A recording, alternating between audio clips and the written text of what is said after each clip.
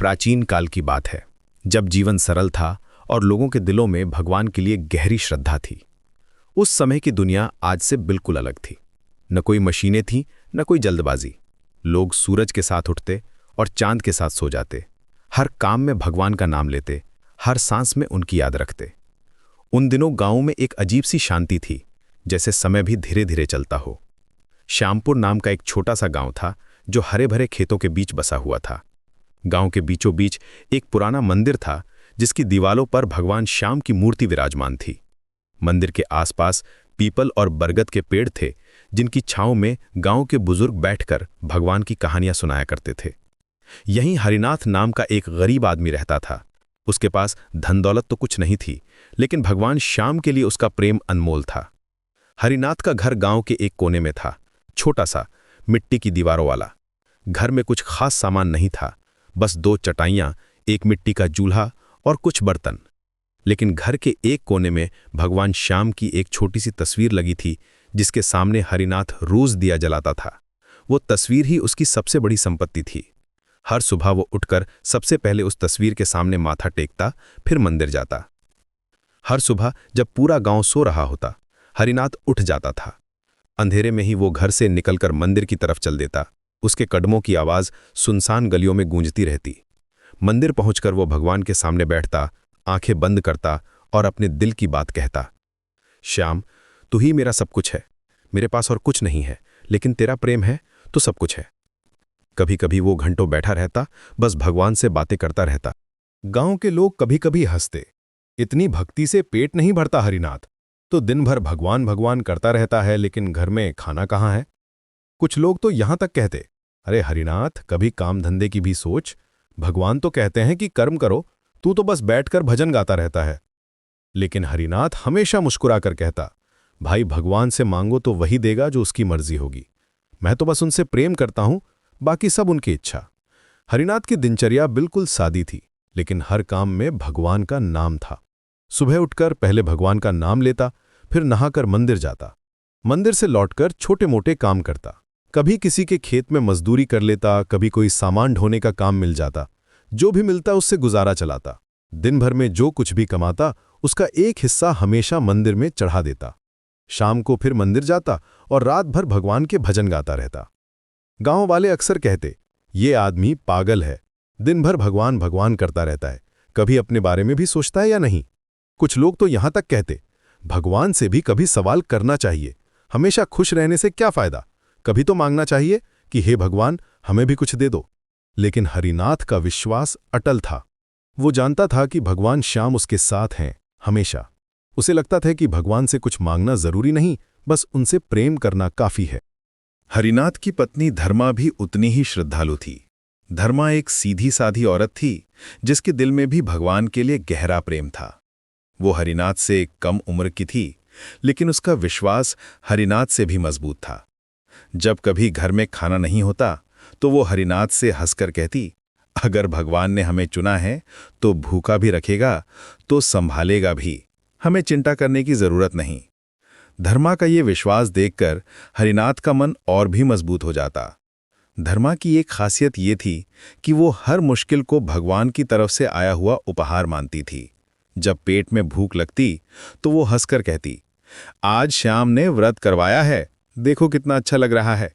भगवान चाहते हैं कि हम उनके और करीब आ जाएं। कभी कभी जब हरिनाथ परेशान हो जाता, तो धर्मा उसे समझाती, सुनो, भगवान हमसे इतना प्रेम करते हैं कि हमें खुद के करीब रखना चाहते हैं। इसीलिए तो हमारे पास कुछ और नहीं है, सिर्फ उनका प्रेम है। दोनों पति पत्नी इस तरह अपनी गरीबी को भी भगवान का प्रसाद मानते थे। जब रात को सोते समय पेट में भूख लगती, तो वे दोनों एक दूसरे का हाथ पकड़कर भगवान का नाम जपते रहते। धर्मा कहती, हरिनाथ, लगता है भगवान हमें सिखा रहे हैं कि असली खुशी खाने पीने में नहीं, उनके प्रेम में है। हरिनाथ जवाब देता, हाँ धर्मा, हमें तो लगता है कि हम दुनिया के सबसे अमीर लोग हैं। हमारे पास भगवान का प्रेम है, और क्या चाहिए। गांव की औरतें अक्सर धर्मा से कहतीं, तुम्हारा पति तो सिर्फ भगवान के नाम में खोया रहता है, कभी घर की चिंता नहीं करता। तुम कैसे खुश रहती हो? कभी मन नहीं करता कि काश हमारे पास भी दूसरों की तरह पैसा होता। धर्मा हमेशा मुस्कुराकर जवाब देती, बहनों, जिसके पास भगवान हो उसे और क्या चाहिए। पैसा तो आता जाता रहता है, लेकिन भगवान का प्रेम हमेशा साथ रहता है। कुछ औरतें कहती, लेकिन धर्मा, भूख लगती है तो क्या करती हो? धर्मा कहती, तो भगवान का नाम लेती हूं, भूख भी भूल जाती हूं। एक साल भयंकर अकाल पड़ा। यह अकाल इतना भयानक था कि लोग कहने लगे थे कि ऐसा अकाल पिछले 50 सालों में नहीं पड़ा था। आसमान से बारिश की एक बूंद भी नहीं गिरी। सूरज ऐसे तप रहा था जैसे धरती को जला देना चाहता हो। बारिश बिल्कुल नहीं हुई, फसलें सूख गईं और लोगों के पास खाने को कुछ नहीं बचा। नदियां सूख गईं, कुएं खाली हो गए। गांव के अमीर लोग भी परेशान हो गए। जिनके पास पहले अनाज के भंडार भरे रहते थे, वे भी अब चिंता में पड़ गए। हरिनाथ और धर्मा के पास तो पहले से ही कुछ खास नहीं था, अब तो हालत और भी बुरी हो गई। पहले कभी कभी काम मिल जाता था, अब वो भी बंद हो गया। लोगों के पास खुद के लिए कुछ नहीं था तो दूसरों को काम कैसे देते। दिन दिन भर भूखे रहना पड़ता था। कभी कभी 2-3 दिन तक कुछ नहीं मिलता था, लेकिन फिर भी हरिनाथ रोज मंदिर जाता और कहता, श्याम, जो तेरी मर्जी, तू जानता है कि हमारे लिए क्या अच्छा है। धर्मा कमजोर होने लगी, उसकी तबीयत बिगड़ने लगी। भूख और कमजोरी के कारण वो ठीक से खड़ी भी नहीं हो पा रही थी। उसका चेहरा पीला पड़ गया था, आंखें अंदर धंस गई थी। हरिनाथ परेशान था, लेकिन फिर भी भगवान पर से भरोसा नहीं उठाया। वो रोज धर्मा के पास बैठकर उसे हिम्मत देता, धर्मा, तू घबरा मत, भगवान हमारी परीक्षा ले रहे हैं, हमें धैर्य रखना है। धर्मा कमजोर आवाज में कहती, हाँ हरिनाथ, मुझे पूरा भरोसा है कि भगवान हमारे साथ हैं। धर्मा की हालत दिन ब दिन बिगड़ती जा रही थी। वो बिस्तर से उठ भी नहीं पा रही थी। उसे बुखार भी आने लगा था। हरिनाथ रात भर उसके पास बैठकर रोता रहता। एक रात उसने धर्मा के माथे पर हाथ रखा और कहा, धर्मा, तू ठीक हो जाएगी, भगवान हमें इतनी मुश्किल में नहीं छोड़ेंगे। धर्मा ने कमजोर आवाज में कहा, हरिनाथ, मुझे भगवान पर पूरा भरोसा है। अगर उनकी मर्जी है तो मैं ठीक हो जाऊंगी, नहीं तो उनके पास चली जाऊंगी। उस रात हरिनाथ मंदिर गया और पहली बार उसकी आंखों से आंसू निकले। वो भगवान के सामने बैठकर कहने लगा, श्याम, आज पहली बार मन डर रहा है। धर्मा की तबीयत ठीक नहीं है, घर में खाने को कुछ नहीं है। मैं जानता हूं कि तू हमारी परीक्षा ले रहा है, लेकिन अब लगता है कि मैं हार जाऊंगा। लेकिन फिर भी मैं तुझ पर भरोसा करता हूं। जो तेरी मर्जी हो वही सही है। वो रात भर मंदिर में बैठा रहा, भगवान से प्रार्थना करता रहा। अकाल के कारण राजा को भी परेशानी हो रही थी। राज्य में अनाज की कमी हो गई थी, लोग भूखे मर रहे थे। राजा को लगा कि अगर प्रजा से कर वसूल कर लिया जाए तो दूसरे राज्यों से अनाज मंगवाया जा सकता है। उसने अपने सिपाहियों को भेजा कि सभी से कर वसूल करें, चाहे उनकी हालत कैसी भी हो। सिपाहियों को आदेश था कि किसी को भी छोड़ना नहीं है। एक दिन राजा के सिपाही हरिनाथ के घर आए। वे 3 लोग थे, सभी हथियारों से लैस। उन्होंने घर के अंदर देखा तो वहां कुछ भी नहीं था। एक कोने में धर्मा बीमार पड़ी थी, हरिनाथ उसके पास बैठा था। सिपाहियों ने कहा, हरिनाथ, राजा का कर देना होगा, हर घर से कर लेना है। हरिनाथ ने हाथ जोड़कर कहा, भाई साहब, मेरे पास कुछ नहीं है, आप देख सकते हैं घर में कुछ भी नहीं है। सिपाही हंसने लगे, तो फिर अपने भगवान से मांग ले, सुना है तो बहुत भक्त है, भगवान से कह कि करके पैसे दे दे। दूसरे सिपाही ने कहा, अरे हरिनाथ, इतने साल से भगवान भगवान करता रहा, अब जरूरत के समय भगवान कहाँ गए। तीसरे सिपाही ने मजाक उड़ाते हुए कहा, लगता तेरे भगवान भी अकाल में भाग गए। हरिनाथ का दिल दुखा, लेकिन उसने कुछ नहीं कहा। वो जानता था कि गुस्सा करने से कोई फायदा नहीं। सिपाहियों ने कहा, 3 दिन का समय है, कर नहीं दिया तो जेल जाना होगा, हाँ, और हाँ, बीमार बीवी को भी साथ ले जाना पड़ेगा। हरिनाथ ने सर हिलाया और कहा, ठीक है, मैं कोशिश करूंगा। सिपाही चले गए, लेकिन जाते समय एक ने कहा, देखते हैं तेरे भगवान तुझे कैसे बचाते हैं। धर्मा ने यह सब सुना था, उसकी आंखों में आंसू आ गए। वो समझ गई थी कि अब कोई रास्ता नहीं बचा। उस रात हरिनाथ और धर्मा के पास सिर्फ एक सूखी रोटी बची थी। ये रोटी भी किसी दयालु पड़ोसी ने दी थी। हरिनाथ ने धर्मा से कहा, धर्मा, इसे 2 भाग कर लेते हैं, तू आधी खा ले, मैं आधी खा लूंगा। धर्मा ने कमजोर आवाज में कहा, नहीं हरिनाथ, तुम पूरी खा लो, मैं ठीक हूं, मुझे भूख नहीं लगी। हरिनाथ ने कहा, नहीं धर्मा, ऐसे कैसे हो सकता है, हम दोनों आधी आधी खाएंगे, भगवान ने जो दिया है उसे बांटकर खाना चाहिए। जैसे ही हरिनाथ रोटी तोड़ने वाला था, दरवाजे पर किसी ने आवाज लगाई, भाई, कोई है? आवाज बहुत कमजोर थी, जैसे कोई बहुत बूढ़ा आदमी हो।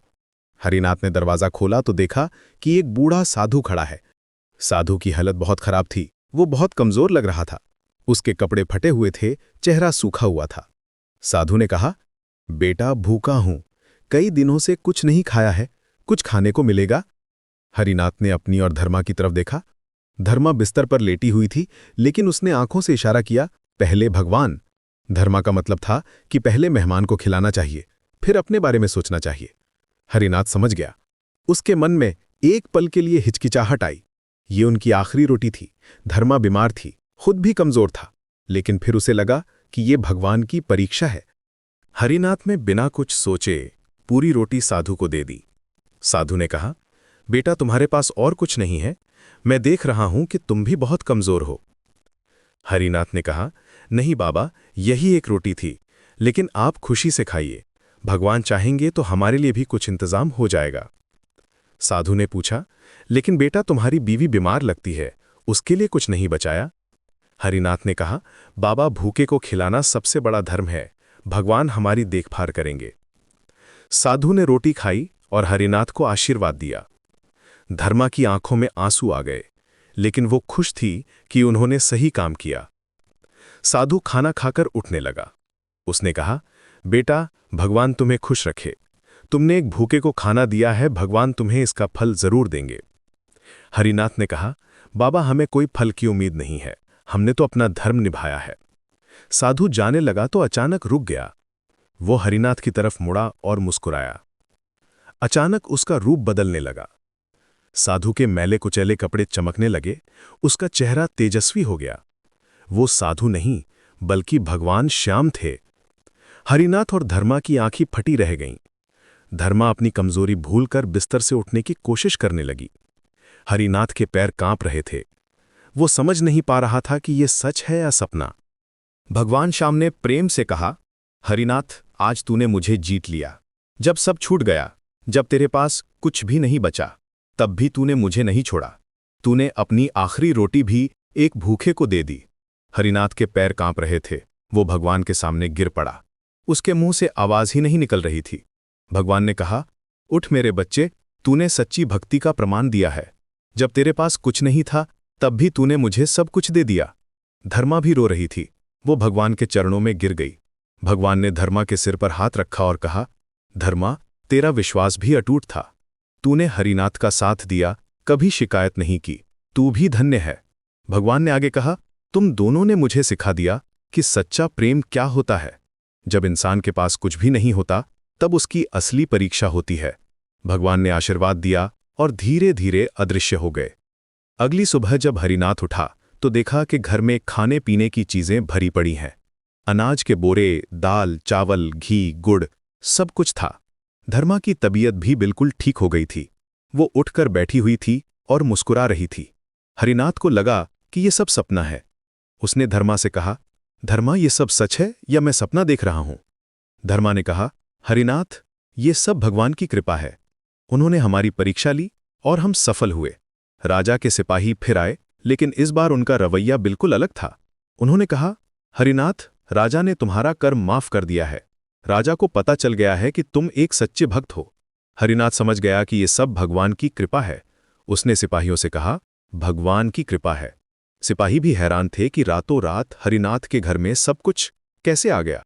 लेकिन हरिनाथ ने अपनी जिंदगी में कोई बदलाव नहीं किया। वो वैसे ही सुबह मंदिर जाता, वैसे ही भगवान का नाम लेता। अब उसके पास सब कुछ था, लेकिन वो वैसा ही सादा जीवन जीता रहा। गांव वाले हैरान थे, हरिनाथ के पास अब सब कुछ है, फिर भी वो वैसा ही है, कोई घमंड नहीं, कोई बदलाव नहीं। हरिनाथ मुस्कुराकर कहता, भाई भगवान ने मुझे बदल नहीं दिया, भगवान ने मुझे सिखा दिया। मैंने सीखा है कि असली खुशी चीजों में नहीं, भगवान के प्रेम में है। धर्मा भी पहले जैसी ही रही। अब वो स्वस्थ थी, घर में सब कुछ था, लेकिन उसकी सादगी वैसी ही रही। वो कहती, हरिनाथ भगवान ने हमें परखा था और हम सफल हुए, अब हमें और भी विनम्र रहना चाहिए। हरिनाथ कहता, हाँ धर्मा, भगवान सबसे कठिन परीक्षा तब लेते हैं जब हमारे पास कुछ भी नहीं बचता, और जो उस समय भी विश्वास रख ले वही सच्चा भक्त होता है। अब धर्मा रोज मंदिर जाती और भगवान को धन्यवाद देती। गांव के लोग अब हरिनाथ की इज्जत करने लगे। जो पहले उसका मजाक उड़ाते थे वे अब उसके पास आकर सलाह मांगते। वो समझ गए कि सच्ची भक्ति क्या होती है। एक बुजुर्ग ने कहा, काका, हमने तुम्हारा मजाक उड़ाया था, माफ कर दो। हरिनाथ ने कहा, काका कोई बात नहीं, आप लोगों ने गलत नहीं किया था। भगवान की लीला को समझना आसान नहीं है। हरिनाथ अब भी रोज मंदिर जाता और कहता, श्याम तू ही मेरा सब कुछ है। लेकिन अब उसकी आवाज में और भी गहराई थी। कई साल बीत गए। हरिनाथ और धर्मा खुशी से रहने लगे। उनके घर में अब कमी नहीं थी, लेकिन उन्होंने कभी अपनी सादगी नहीं छोड़ी। हरिनाथ अक्सर कहता, धन दौलत आई और जा सकती है, लेकिन भगवान का प्रेम हमेशा रहता है। हमें कभी भूलना नहीं चाहिए कि असली संपत्ति क्या है। धर्मा भी कहती, हमने सीखा है कि भगवान हमेशा हमारे साथ हैं, चाहे हमारे पास कुछ हो या ना हो, बस हमारा विश्वास सच्चा होना चाहिए। गांव के बच्चे अक्सर हरिनाथ के पास आते और कहते, काका हमें भी भगवान की कहानी सुनाओ। हरिनाथ उन्हें प्रेम से बिठाकर कहता, बच्चों भगवान से सच्चा प्रेम करो, वो कभी तुम्हें अकेला नहीं छोड़ेंगे। लेकिन याद रखना, सच्चा प्रेम तब परखा जाता है जब मुश्किल आती है। बच्चे पूछते, काका लेकिन मुश्किल में डर लगता है। हरिनाथ कहता, डर लगना नेचुरल है, लेकिन भगवान पर भरोसा रखना जरूरी है। एक दिन गांव में एक नया आदमी आया। उसने हरिनाथ से पूछा, भाई तुम्हारी खुशी का राज क्या है? लोग कहते हैं कि तुमने भगवान को देखा है। हरिनाथ ने कहा, भाई मैंने सीखा है कि भगवान हमें तब परखते हैं जब हमारे पास कुछ नहीं होता। अगर उस समय भी हमारा विश्वास दिगे नहीं तो हम सच्चे भक्त हैं। उस आदमी ने कहा, लेकिन यह तो बहुत मुश्किल है, जब कुछ नहीं होता तो मन घबराता है। हरिनाथ ने मुस्कुराकर कहा, मुश्किल है लेकिन नामुमकिन नहीं। जब हमारा प्रेम सच्चा होता है तो भगवान हमारी मदद करते हैं, लेकिन हमें धैर्य रखना पड़ता है। धर्मा भी वहां आ गई और कहा, हाँ भाई, हमने ये अपनी आंखों से देखा है। जब हमारे पास कुछ नहीं था तब भगवान ने हमारी सबसे ज्यादा मदद की। उस आदमी ने पूछा, लेकिन उस समय कैसे पता चले कि भगवान साथ हैं? हरिनाथ ने कहा, दिल में शांति रहती है, डर लगता है, लेकिन कहीं ना कहीं लगता है कि सब ठीक हो जाएगा। हरिनाथ की कहानी गांव-गांव में फैलने लगी। लोग कहते, श्यामपुर में एक ऐसा आदमी है जिसने भगवान को देखा है। वो बताता है कि सच्ची भक्ति क्या होती है। कुछ लोग हरिनाथ से मिलने आते। वो पूछते, हमें भी बताओ कि भगवान को कैसे पाया जाए। हरिनाथ कहता, भाई भगवान को पाने के लिए कुछ खास नहीं करना पड़ता, बस सच्चे दिल से प्रेम करना पड़ता है, और जब मुश्किल आए तो धैर्य रखना पड़ता है। कुछ लोग कहते, लेकिन हमारे पास तो बहुत कुछ है, हम कैसे परखे जाएंगे? हरिनाथ जवाब देता, भगवान सबको अलग तरीके से परखते हैं, किसी को गरीबी में, किसी को अमीरी में। जरूरी यह है कि हमारा विश्वास सच्चा हो और हम दूसरों की मदद करते रहें। एक औरत ने पूछा, लेकिन हरिनाथ भाई, अगर हमारे पास बहुत कुछ है तो क्या हमें सब छोड़ देना चाहिए?